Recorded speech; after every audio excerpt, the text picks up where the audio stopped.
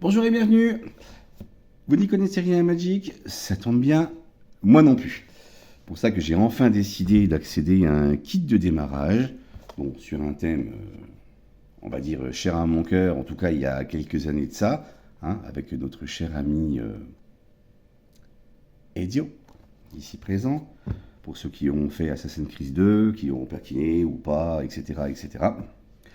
Et voici donc un petit guide de démarrage de chez Magic. Je me suis pas ruiné, hein, 18 € le petit pack de démarrage sur Amazon, pour pas faire de la pub. Deux decks préconstruits, donc vous pouvez directement jouer à deux. Voilà, on va voir tout de suite de quoi ça se compose. La boîte, je l'avais plus ouverte parce que comme je suis nul pour ouvrir des boîtes, je me suis dit on va gagner 15 secondes. Voilà. Il y a d'autres choses dedans. Et après, le reste de la boîte, hop, on va ranger ça avec tendresse, délicatesse et poésie. Hop.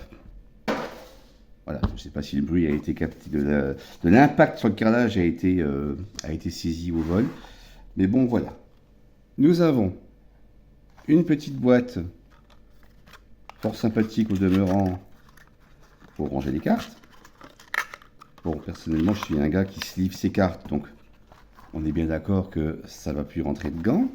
Swan, tu suis qui? Comment ça, je suis qui? Tu viens de dire que tu suivais quelqu'un? Non, je ne suis pas quelqu'un, pauvre demeuré. Je sleeve. Ah, pardon, excuse. Eh bah, tais-toi, assieds-toi, tu as bien que tu te fatigues. Hop, ensuite, nous avons un petit guide explicatif, tout en français. Ah, ça fait plaisir déjà. Hein. Bon, c'est pas que j'aime pas l'anglais, mais bon, au bout d'un moment, ça fait quand même du bien. Pour un jeu comme ça, ah, désolé, il y a des reflets. Hein. Ça sera amélioré plus tard, ou pas, parce que je fais ça juste pour moi en fait. Hein. Hop, voilà, action de jeu, combat. Ah, il y a des combats, que l'on convoque mes légions tout de suite, comme dirait Jules César. Voilà, l'explicatif, comment se décompose une carte.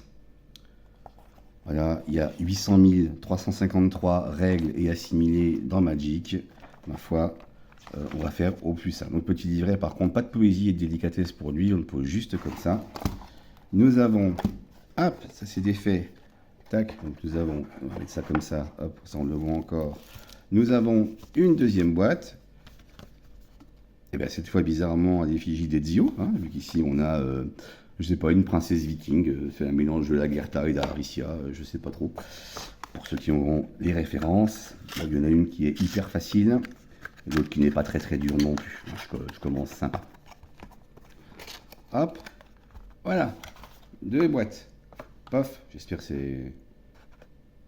Bon, ça a l'air net là, la caméra, on verra ultérieurement. Et donc ici, nous avons le deck Eivor, demi-sœur par alliance à Ragnar Lodbrok. Et nous avons Ezio. A few moments later. Bon, petite ellipse, bienvenue, parce que si comme moi, vous avez une aversion prononcée pour tout ce qui est dit à ouverture facile, en fait, vous ne le savez pas, mais l'ouverture facile, elle a duré bien facile 45 secondes. Enfin bref, allons-y. Nous avons donc deux decks. La princesse viking, et voilà, enfin moi je l'appelle comme ça, j'espère que ça rendra bien. Hein. Bah tu verras bien au montage, Swan. Ou au quoi? Au montage. Ah, faut faire des montages en plus. Voilà. Belle carte, joli commandant. Moi j'aime bien. Après, les vrais joueurs savent ce que ça vaut ou pas. Hein, mais bon, voilà. Une forteresse de l'escarpement. C'est une créature mûre. C'est un défenseur. Mais en même temps, c'est un mur. Donc c'est vrai qu'on va dire que c'est cohérent. Un Jotun ardent, Jotun ou Jotun ou Jotun. Bon, des puristes vont me défoncer, là, sur la prononciation de ce mot. Hein, les fans du Nord, tout ce qui est nordique, là, je crois que c'est Yo, ou Ye, le haut tréma. Sony, tout le monde s'en fout, de toute façon, personne ne va voir ta vidéo. Ah oui, c'est vrai, j'avais oublié. Enfin bref, le Glugus ardent, quoi. Très jolie carte. Nous avons une carte équipement, la hache de guerre du clan du Corbeau. Hein, hache de guerre, hein, ça veut bien dire ce que ça veut dire. Et pour être sûr, si jamais on te la détruit, elle t'en a une seconde. Hein, comme tout bon viking qui se respecte, hein, tu as deux mains, donc tu as deux armes. Hein, voilà. Un enchantement. Donc, qui est un autre type de carte. Nous avons des enchantements, des auras, des cartes magie éphémères, je crois qu'ils s'appellent dans Magic. Tu peux jouer un peu quand tu veux. Les rituels, c'est uniquement pendant ton tour. Tu as des cartes créatures, des cartes commandements et les cartes terrain que nous verrons à la fin. Ben voilà une éphémère. Donc celle-là, genre, c'est pas à moi de jouer, c'est à mon adversaire. Il me joue un truc, je peux la placer comme je veux. Une créature ciblée gagne 2-2 jusqu'à la fin du tour. Genre, vous m'attaquez une carte 3-2-2 avec une 3-3, je pose ça. Et bien votre monstre, il est mort. Enfin, si j'ai bien compris. Hein. C'est encore une fois, bon, voilà quoi. On l'a en plusieurs fois. On a un forgeron de la communauté. C'est une créature. Donc j'imagine, voilà, en plusieurs fois, oui, en 3 fois. Le corbeau à la vue perçante. Bon, les cartes sont belles, hein. Franchement, il y a du beau travail dessus. Bon, derrière, c'est le dos mythique et classique de Magic. Si je m'étais mis en 1996, quand c'est sorti en France, enfin quand ça a commencé à faire du boom en France, j'étais à l'armée pendant mon service militaire. Ouais, je suis vieux, j'ai fait mon service militaire. Et en fait, en sachant aujourd'hui que si je vais pouvoir avoir une Black Lotus de 1996, première édition française, j'aurais plus besoin de travailler. Enfin bon, bref, voilà, une fendeuse de crâne. J'ai rien que le terme, je veux dire si c'est une pote à moi, ouais, sûrement. Hop, ça me convient. Hein. La fureur de Mystios. Bon, le lundi matin, ça peut être la fureur de Soigny, mais bon, ça marche aussi. Hein. Voilà, 3 exemplaires. Belle, jolie carte aussi. Donc, vous avez vu, il y a ces cerclés soit de rouge, soit de blanc. C'est un deck dit rouge-blanc. Il y a 5 couleurs dans Magic. Rouge, blanc, vert, bleu, noir. Et on peut faire des decks monocouleurs. Où le plus souvent, c'est 2 couleurs. Je crois savoir qu'il y a des decks tricolores, mais après, il te faut les ressources nécessaires pour lancer tes cartes. Donc, c'est plus compliqué. Voilà.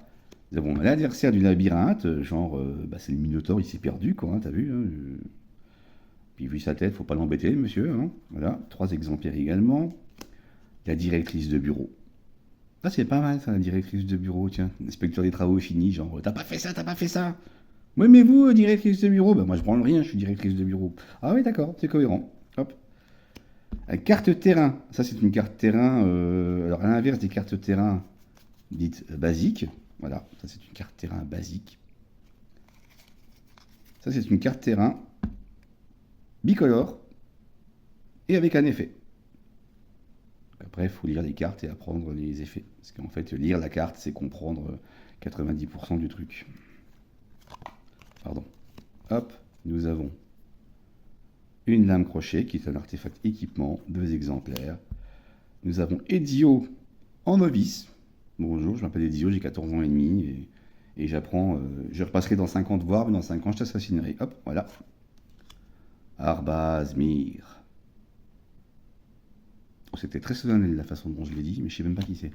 Un point de vue imposant, voilà, le saut de la foi, fantastique. J'adorais dans le 2 faire tous les points avec la petite musique qui allait bien. Hop. Et ensuite, donc, des plaines, donc les terrains basiques, ressources blanches. Et les terrains basiques, montagne, donc pour les rouges.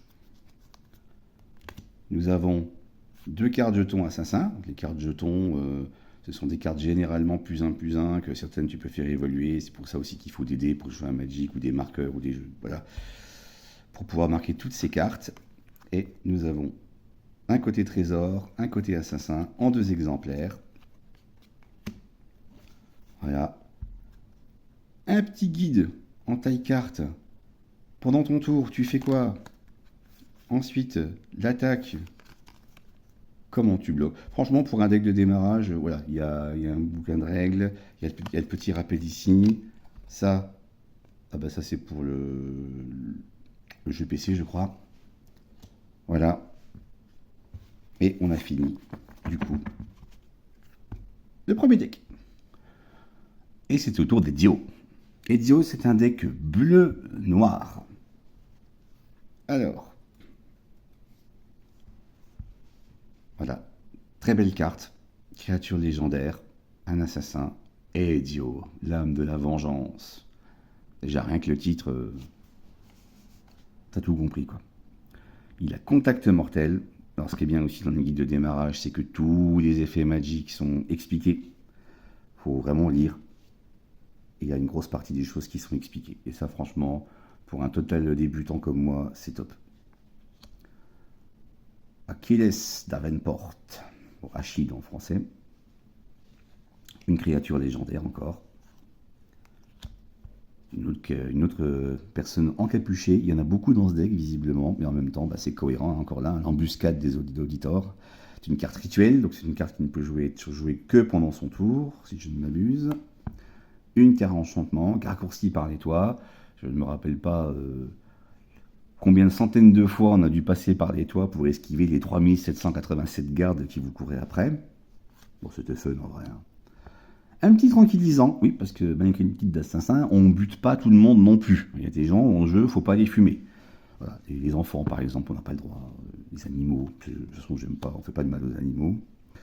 Hop, elle est en 3 fois.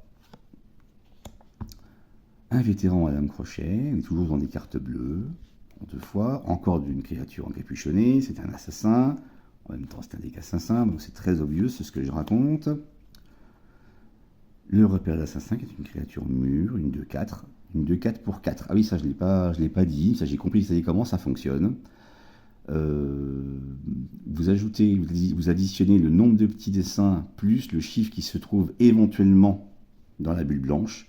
Là, ça vous dit qu'il vous faut, pour l'invoquer, une ressource bleue et 3 autres ressources, celles que vous voulez. Il n'y a qu'une ressource imposée sur les 4 nécessaires. C'est vraiment un jeu de gestion. Il faut vraiment composer son deck, surtout des premières fois. Il ne faut pas hésiter à mettre beaucoup de terrain. Vous n'avez pas de terrain, vous n'avez pas de ressources, vous n'avez pas de ressources. Vous ne jouez pas. Pas de bras, pas de chocolat, pas de pierre, pas de palais. Pas de palais, vous avez perdu, quoi. Voilà, vous avez compris le principe. L'Arlequin impitoyable. J'aime bien les noms, j'aime bien les titres qu'ils ont donnés. Et puis les illustrations sont vraiment sympas. Patriarche de la confrérie. Je dis pas que les images sont sympas parce que c'est mon jeu à moi. Je dis juste que c'est vraiment sympa parce que vraiment j'aime ce que je vois. Le mentor à l'âme empoisonnée. Ça serait bien au boulot. Oh, pardon. Bref. Les embusqueurs de la confrérie. Là, quand vous avez tout ce petit monde là qui vous saute dessus, si c'est vous la cible, vous êtes super mal. Hop. Un bretteur à gage. Donc ça veut dire que lui, par contre, s'il n'a pas été payé, il ne te fera rien. Toujours l'argent, même dans les jeux comme ça, argent, quoi. Un ossuaire submergé, j'aime beaucoup le truc. Un ossuaire en général, vous n'avez pas grand monde dedans, mais là aujourd'hui, c'est dimanche matin, c'est jour de marché, donc du coup, il est submergé. Voilà. Qu'est-ce que c'est stupide ce que je raconte. Un adepte assassin, un autre rituel, relancer la séquence, un enchaînement d'assassinats pour 4 tours de noir, éphémère, course libre. Vous pouvez lancer ce sort pour son coup de course libre si vous avez infligé des blessures de combat à un joueur ce tour-ci avec un assassin ou un commandant.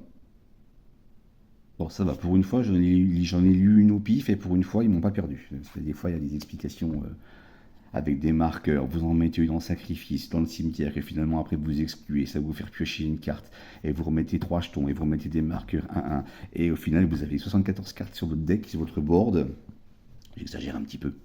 Et là, quand tu regardes des gens qui jouent, là, moi je suis perdu après à ce moment-là. On retrouve le point de vue imposant. Ah, par contre, Edition ne l'a qu'une seule fois, visiblement. Bon. Un homicide. Bon, ça va bien avec les assassins. 2 homicides, même. Voilà. Nous avons une carte heal, donc, qui est la carte de base des ressources bleues. Visiblement, il a que des normales, Ezio. Et vous avez donc le marais, qui est la couleur noire. Et vous retrouvez, tout comme le deck précédent, les 2 cartes jetons. Donc la jeton assassin et la jeton trésor. Les trésors, j'avoue que les artefacts jetons trésor, je ne sais pas du tout encore comment ça fonctionne, etc. Tout ça.